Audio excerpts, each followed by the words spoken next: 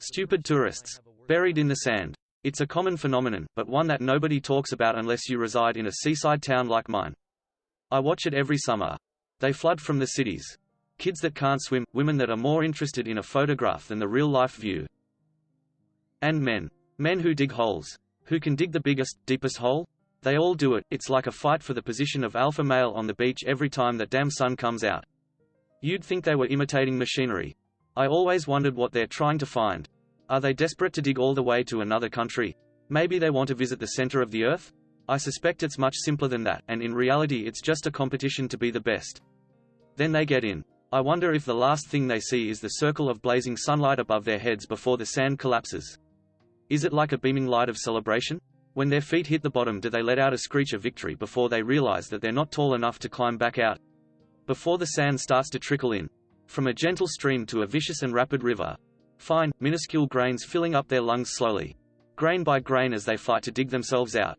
Wife and kids crying as the pack of losing, beta males scramble to pull him out, fighting an impossible, growing weight.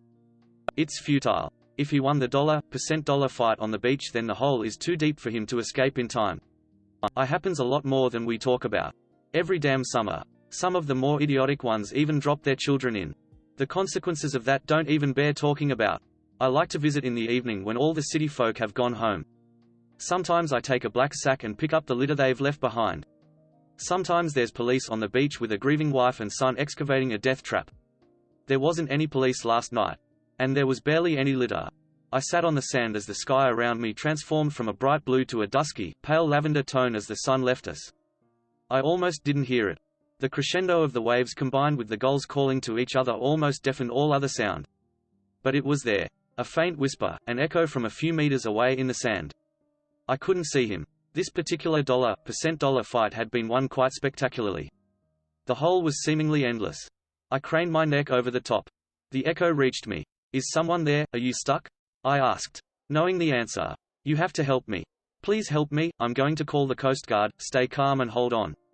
I reached into my pocket for my phone. There's no time. Something's down here. Help, screaming started. Inhuman, desperate screeching accompanied. Terrified I peered over the edge. What the, %? Was that red glow? I took a step towards the opening to get a better look. Left foot first. $. I felt the sand beneath my shoe start to give out. I watched the gentle trickle into the endless cavern. What's happening? He didn't reply. But something else did. Join us. I leapt backwards to safety as the sand got faster, although I never heard it hit the bottom. Against the lavender sky, getting increasingly darker, the otherworldly red glow fought the sand to be seen. The devilish voice kept calling. It only took a few minutes, but I'm sure to any human below it felt like a lifetime. The glow was gone. The hole was gone and the man was gone. The world that had opened up had been sealed again. I never knew what compelled the tourists to dig holes on the beach. Why none of them learned from the many that died doing the same. Maybe they knew more than any of us who mocked them. Maybe they had seen the red glow too.